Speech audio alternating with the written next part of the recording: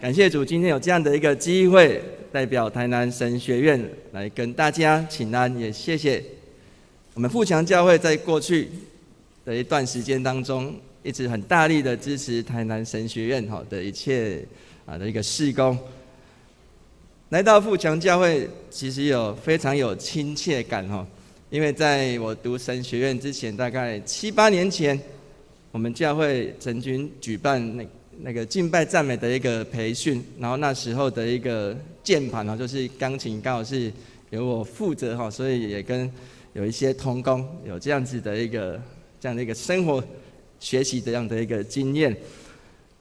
然后我们刚才诗琴的嘉荣干事是我以前在麻豆新楼 CPE 那时候的，带我们去病房探访教导我们的那个关怀师所以看起来非常的应该要叫她学姐然后今天的诗会冠廷，我们曾经是音乐上合作的一个伙伴，我们早期曾经成立了一个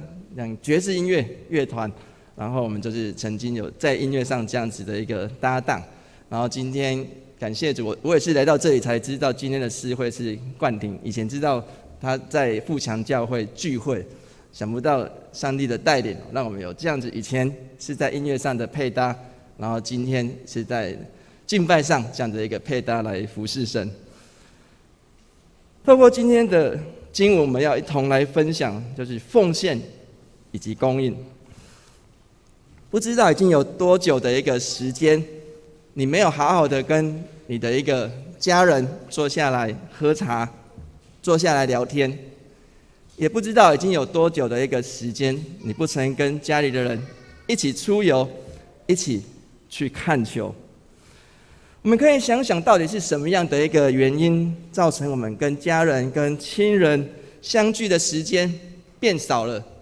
是因为工作的关系，还是因为课业的关系，还是彼此之间的一个关系已经疏离了，所以相聚的时间就变少了？其实很多的时候，是因为我们所做的选择、所做的决定所造成的。我们所选择的，代表就是我们所看重的一个价值。因为我看这一件事情重要，所以我做这样子的一个选择，做这样子的一个决定。我们的选择，我们的决定，如果没有建立在以基督耶稣为生命当中的首位的时候，那我们跟其他没有信主的人有什么不一样吗？因为世界的人都追求以自我的一个利益、自我的目标为优先。如果我们的选择或决定没有建立在以信仰的基础，我们很容易会被这个世界的潮流、这个世界的文化、世界的思想所影响，会迷失在这当中，偏离了主的道，甚至会离开了上帝。华人总是以为自己是世界上最有家庭观念的，也是最讲究亲情的民族之一，但是在外国人的一个眼中，却未必是如此。有一个华人跟一个澳洲人，他们在彼此在对话当中，就谈论到家庭的一个观念。这位澳洲人说：“你们华人非常的勤奋，日以继夜的一个工作，然后为了工作，把孩子就要交托给家里的一个长辈来照顾。除了关心孩子的一个学习之外，你们好像很少有时间可以陪伴你们的孩子成长，可以陪伴他们一起去玩。父母所关心的可能是家庭的一个收入，关心孩子只关心他们的一个分数，而不是他们是否在生活当中是快乐健康的一个长大跟学习。人的生命非常的短暂，在短暂的生命当中，华人常常借口就是为了家庭认真的去赚钱，但是在这样的决定的时候，当下却已经牺牲了家庭，因为没有时间陪伴家人，没有时间陪伴孩子，这样怎么能说你们是非常重视家庭的一个观念呢？他认为这样的人只不过是一个赚钱的一个机器，为了自己的一个赚钱、自己的一个利益，追求更好的一个物质生活，所以家庭的一切都是为了家庭这个借口。这位澳洲人所说的话，当然不能说完全的一个正确，因为每一个人的家庭、每一个人的一个处境都不太一样。不过他这一番话也提醒我们，给我们很深的一个思考跟省思。因为人很容易会迷失在现实当中的一个环境。或许有的人一开始这样努力、日以继夜的工作，是因为家庭的一个需要。但是久而久之，可能你的家庭已经改善了，但是你也迷失了在当下。你的家庭已经不需要你这样子，但是你依然日以继夜的工作，因为为了累积更多的一个财富，为了在你的存折上那个数字是不断的一个增加，所以当下就忘了、迷失了，忘记当初所努力的目标是为何。所以圣经也这样子一个提醒说，你的财宝在哪里，你的心也在哪里。也就是说，你的心在哪里，你的财宝也会是在哪里。一个人对于金钱与时间的态度，也显示他所看重的一个价值是在哪里。基督徒对于金钱与时间的态度，也显示个人的信仰价值以及他的灵命的一个状态。在今天的经文，我们看到耶稣向圣殿银库面向圣殿银库坐着，他看众人如何去把钱投进那个银库当中，当中有好些财主，有好多一些富有的一个人投了许多的一个钱。后来来了一个穷寡妇，她投了2个小钱，然后耶稣就叫门徒来对他们说：“我实在的告诉你们，这穷寡妇所投入银库的，比众人所投的还多。因为众人都是拿有余的去捐献，但这寡妇她虽然自己不足，她却把她一生所有的，也就是她的生活费，全都投了进去。”圣殿的最外面是外邦人院，然后如果从正门进去，就会进入到女人院这个地方。然后女人院是所有的男人也都可以进去的一个地方。在女人院会有13个奉献箱，其中一个是祭司，然后剩下的12个是各个支派都各有一个。然后因为这个奉献箱它是代表各个支派，所以各支派都会请工匠去打造一个可以代表他们这样的一个奉献箱。然后在奉献箱的外面会写出这里的一个所收取的一个钱财是为了什么样的一个用途，将来会做什么样的一个用途。然后我们再来看这一张图，奉献箱的一个上面就是钱币投入口的一个地方，很像那个喇叭的一个造型，是用金属所做的。它做这样子，一来是这样子会比较有共鸣，就是当你钱投进去的时候会产生共鸣，然后在那当中会有一些人坐在当中观看人家奉献啊。如果奉献的人比较多，有人奉献比较多的时候，坐在旁边的人就会拍手鼓掌这样子。然后一些比较有钱的财主，他们会请他们的仆人扛着钱，然后来到圣殿这个地方要来奉献。然后他们会教导他们的门徒，就是哪一些钱是要奉献在哪一个支派的一个奉献箱。然后有时候甚至是同时去奉献。我们知道钱投进去的时候，在摩擦还是在掉落的时候，会跟那个金属会有产生撞击，撞击就会产生一些声响。然后因为是手工的打造，所以每一只奉献箱那个喇叭管，它的声音高或低其实都不一样。然后我们去试想如果同时12个奉献箱同时投入的时候，那产生的一个声响，据学者研究这样说，那很像美妙的一个音乐，还是敲击音乐，还是甚至像那个交响乐一样这样子非常非常的一个丰富这样子。在旁边看到的人，就如同是在欣赏一场奉献的秀一般。在那个地方、那个场景，耶稣也带着门徒坐在旁边。不过他不是带领他的门徒也去欣赏这样子的一个奉献秀，而是透过这样子做一个机会教育，谈论到、教导到关于奉献的态度，以及从这个寡妇她所奉献当中去看到她所看重的价值是什么。如果我们要成为一个耶稣基督真正的跟随者，首先我们要将自己所拥有的一切钱财、所有权都要归给主。在路加福音14章33节这样说：你们无论认什么人，若不撇下自己一切所有的，就不能做我的门徒。所以因此我们要非常的清楚的知道，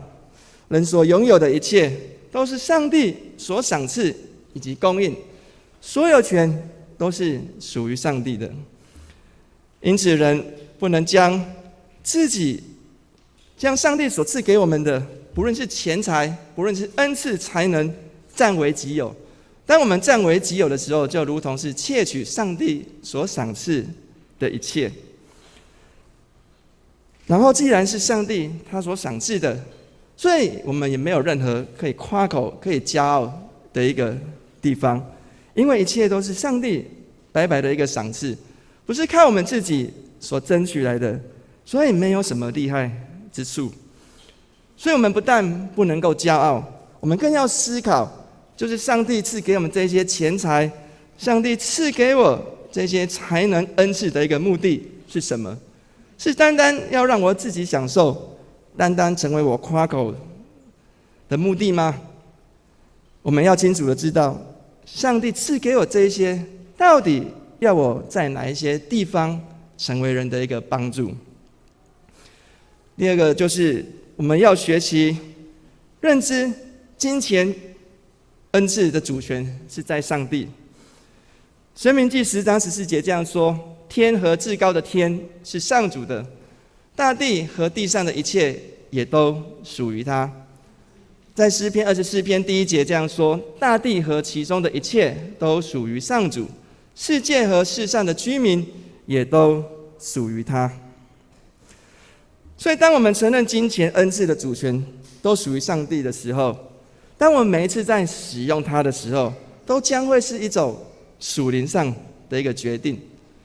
在金钱方面，每一次的决定如何使用它，不是我要如何使用我的金钱，而变成是主啊，我要如何使用你交托给我的金钱。在恩赐方面，不单单是说我要如何使用上帝给我的恩赐才能来赚钱，变成是主啊，感谢你赐给我这样子的一个恩赐与才能，除了帮助我的生活之外，我该如何用你所赏赐的一切来为你所用。因此当人清楚的知道自己所拥有的一切都是上帝所赐的时候，你就会愿意成为跟随主的人，因为一切都是他的供应，一切都是他的一个赏赐。当我跟随他的时候，在我不足的地方，他会不断的一个供应跟随者的一个需要。我们很容易会在理智上说，对，所有的一切主权都是上帝的，但是实际的生活上好像又不是那么容易，因为我们人是软弱的，我们在这个世界上生活很容易会被影响。我们周六周日或许有一些人有参加小组，会有多了一些时间是在教会，但是我们更多的时间是在这个世界，是在这个社会。所以当我们没有一个好的一个信仰的时候，我们很容易就会软弱，很容易又会跟着世界的一个思想或潮流这样子被吸引走，被带领走，因为这样子而偏离上帝的道。所以今天的一个经文有一个很重要的重点，我们彼此勉励，就是在上帝所赏赐的一切当中，你为自己保留了多少？你为自己保留了多少？在今天的经文当中，我们看到这个穷寡妇，她献上她所有的一切，而其他的财主许多的人却是将多余的献上，是将他们多余的献上。台语叫做“我有剩的这个给你”。所以，如果换到我们的一个信仰，就是等我有剩的这个时间，我有剩余的时间，我来敬拜上帝；我有多余的时间，我再来服侍主；我有多余的时间，教会开造就班，我再来参与。也就是多余的时间，再来给你。上帝所看重的不是人的一个献上的一个多少，而是看人的一个心，看人为了自己保留了多少。上帝赐给人时间、金钱、才能，你为自己保留了多少？为自己保留了多少？这是一个价值的一个认定，也就是我们的上帝，他值得我全心全意的摆上，还是我的上帝是我有多余的，我在献上；我有多余的，我在摆上。我如果看重我的家庭，我就会把时间花在我的家庭上。我看重我的孩子，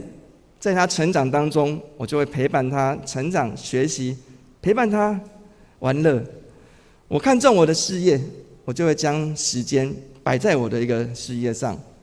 同样的，我如果看重我的信仰，我就会将时间花在敬拜上帝上面、装备上面，为主所用，将来成为一个传福音的一个人。所以，我们可以思考，在金钱、在时间上，我们到底为自己保留了多少？我是全心的摆上，还是将多余的再献给上帝？在金钱上，我是一个固定有11奉献，还是看到有人的需要、教会的需要、机构的需要，我就愿意来奉献？在服事上，我是完全的献上，还是多余的时间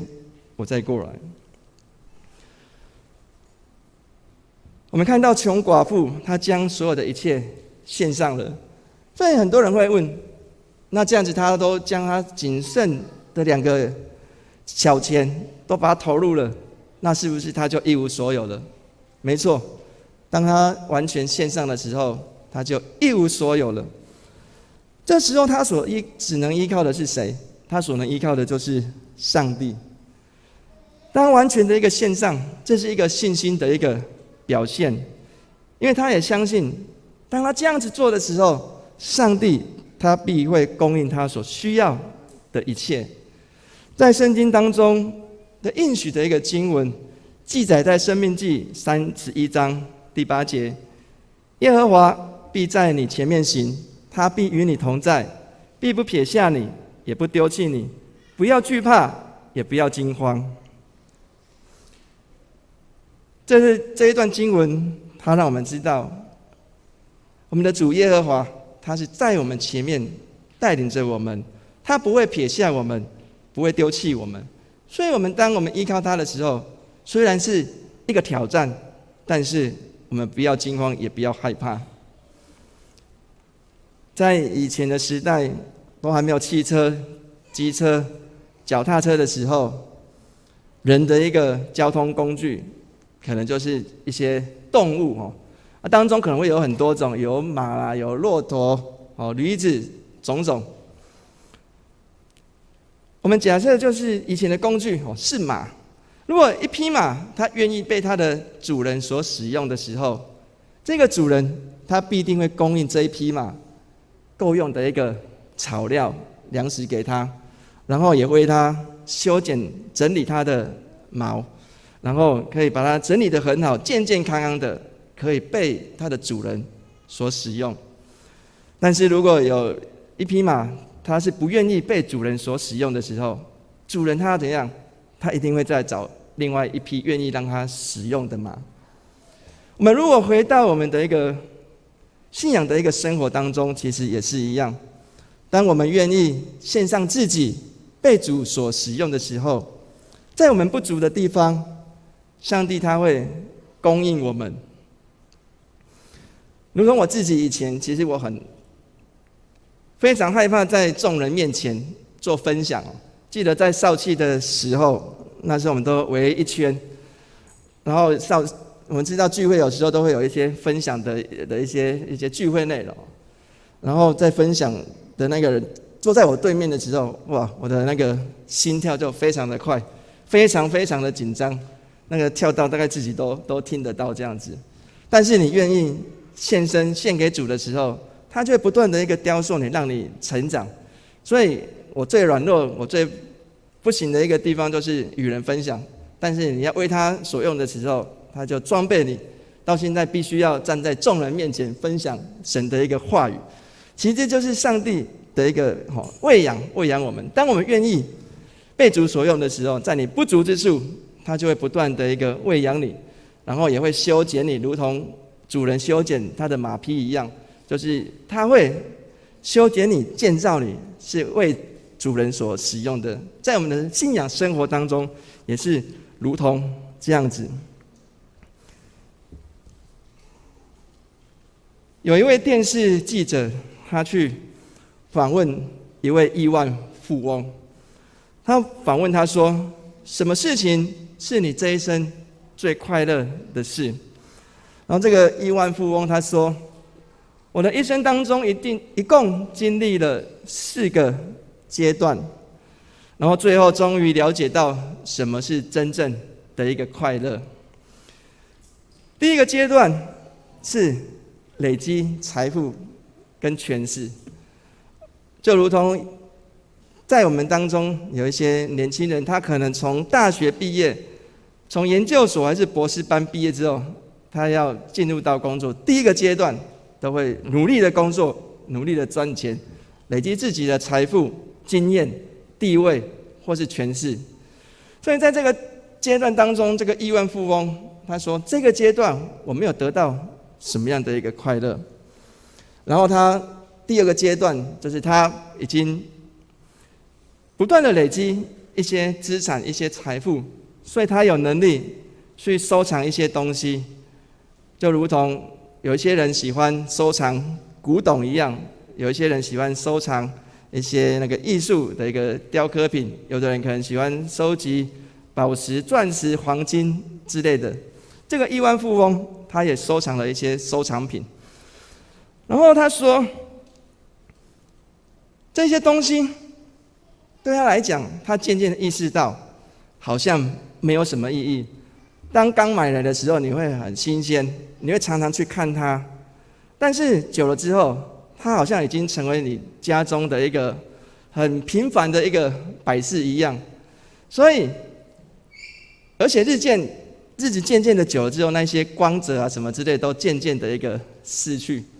所以他觉得那些东西对他来讲好像没有什么很大的一个意义，好像也没有什么影响力。再来，他进入到人生的一个第3个阶段，他不断的累积财富，累积到他有能力去买一个球场，买一支球队。我们看这真的是相当的一个不简单，可以达到这样子的一个境界。他说，我虽然已经有能力可以买一支球队，以前可能在看球，但是我现在可以把我喜欢的球队买下来经营它，甚至还有自己的一个球场。很多人可能这是他们追求的一个梦想，但是他说，当他到达这个阶段，依然无法让他感到开心。然后第4个阶段，就是有一次，还有一个朋友，他知道他非常的有钱。那个朋友他知道有一间机构需要一些轮椅，这些轮椅可以帮助一些行动不方便的孩子。然后对这个亿万富翁来讲，这些算是小钱零头。他说：“好，没问题，我就答应你。”然后就预备了这样子购置了一些轮椅，然后亲自送到这样子的一个机构当中去，给那些需要、那些行动不方便的孩子。然后这些孩子，当他们拿到轮椅的时候，他们非常非常的一个开心，因为他们的一个行动可以比以前更加的一个方便，更加的一个迅速。他在这一群孩子的脸上看到满足喜乐的一个笑容。然后当他准备离去的时候，突然有一个孩子去抱住他的腿，然后望着他，然后他想说，这个孩子抱着我，是不是有另外的一个要求，还是另外的一个需要？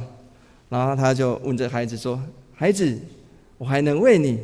做什么吗？”然后这孩子他就说：“让我看看你的脸，这样子，当我记住了之后，有一天我在天堂的时候，我才永远会记得你。”然后他被这一句话深深的感动，因为对他来讲，小小的一个伦理，小小的一个钱，但是却是成为这些孩子非常带给他们盼望这样子。那个孩子还要记住他的脸，在天堂的时候还可以认识他，充满这样子的一个感激。所以让他清楚的一个知道，就是当生命活出影响力的时候，成为别人的盼望，成为别人的需要的时候，生命才有价值。当生命有价值的时候，你在这当中才能享有真正的一个快乐。马可福音在第10章记载了另外一个财主的一个故事。这个财主是少年财主。耶稣在路上行的时候，突然有一个年轻人跑过来，就跪在他的一个面前，问他：“良善的老师，我应该要怎么做，才能够得到永恒的一个生命？”耶稣看着他，心里很喜爱他，对他说：“你还缺少一件，就是去卖掉你所有的一个产业，把钱捐给穷人，你就会积财富在天上，然后来跟从我。”那一个人听见这句话，他垂头丧气的走了，因为他非常的富有。圣经说，耶稣非常的喜欢他，他喜欢这个年轻人，也渴望这个年轻人可以来跟从他。但是这位年轻人将生命当中的第一位是摆在金钱，所以因此错过了跟随耶稣的机会，也错过了与耶稣基督建立更深更亲密的一个机会，是相当的可惜。我们如果从圣经当中来看，这个年轻人就只有这个机会，这一次的机会可以跟随耶稣。所以在我们的一个生命当中，我们也都不要去忽视每一次神对我们的一个呼召。当人将生命当中首位，如果次序不对的话，其实会造来很多的一个影响。曾经有人这样子分享，就是我们衣服的一个纽扣，当你第一个纽扣没有对齐的时候，你下面的一个纽扣是一定无法对好，一定会很乱。所以有时候我们这个生命当中、生活当中，你如果觉得遇到困境，还是遇到一些困难，有时候不如意的事情也是，我们要回到信仰，回到神的面前，思想我们是否没有将我们的生命没有对齐神，没有将它摆在生命当中的第一位，所以造成这些种种的一个原因。在我们的生活当中，是否有时候也跟这个年轻财主一样呢？在我们找工作的时候，我们有将敬拜上帝的时间、参与服事的时间纳入在寻找工作当中的一个选项当中吗？如果没有，那我们跟其他没有相信主耶稣基督的人，你觉得会有什么不一样的地方吗？当年轻人要准备，可能在大学，你必须要面临到选择你未来要就读的那个科系是什么的时候，你有将上帝放在你读书生命当中的计划当中吗？我选择这个科系是为了我自己的一个将来，还是我选择了这一个科系，我一样可以透过我的一个专长这样子的一个训练学习，将来我可以毕业之后，我可以利用我所学的，可以来荣耀主，可以来服侍人，服侍上帝吗？所以有时候我们都会鼓励年轻人，当你在选择的时候，你一定要将上帝摆在你生命当中的第一位，也要摆在你的一个选择的一个当中。当许多人有了工作之后，我们知道工作很累，都会利用年假还是特休，为自己来预备一个旅游、一个假期。但是我们也可以来思考看看，就是在我们的生命当中，是否我也曾经利用我的特休，利用我的年假，当教会、当主的一个圣工有需要的时候，我愿意同样的请假来服侍主吗？我们可以透过这样子彼此来思想，彼此来勉励。它真的不是一件很容易的事情，但是我们要不断透过主的话语来提醒我们，我们也不断需要透过弟兄姐妹我们彼此的一个提醒，这也是教会成立的目的之一，就是在这当中彼此学习、彼此提醒、彼此来激励。愿我们不论在做任何决定的时候，都将上帝摆在生命当中的第一位。当主呼召我们的时候，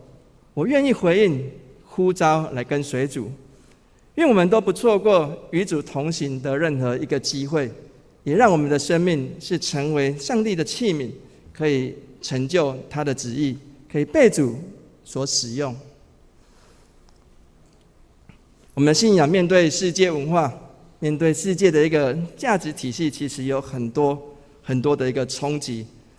如同我们刚才有分享的，我们在世界的时间比在教会的时间更多。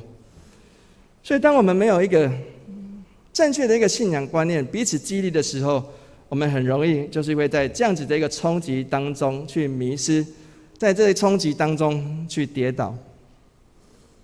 我们常常在做很多很重要的决定的时候，周遭的人会给我们很多的一个建议。这时候，我们除了听人给我们的一个建议，我们是否也将我们的一个需要，我们要做这样的一个决定，我们找一个时间安静下来，我们透过祷告求上帝来开路、来带领、来启示吗？身为一个基督徒，不要被世界影响到我们的价值，因为我们深知道我们的生命主权是在上帝，我们所拥有的一切都是上帝所赏赐的，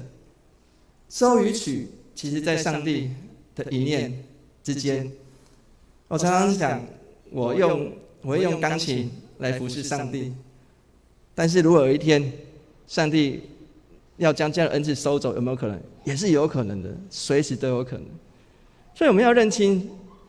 我们所拥有的一切都是上帝所赏赐的，是一切的主权都是在于他。我们成为他的器皿，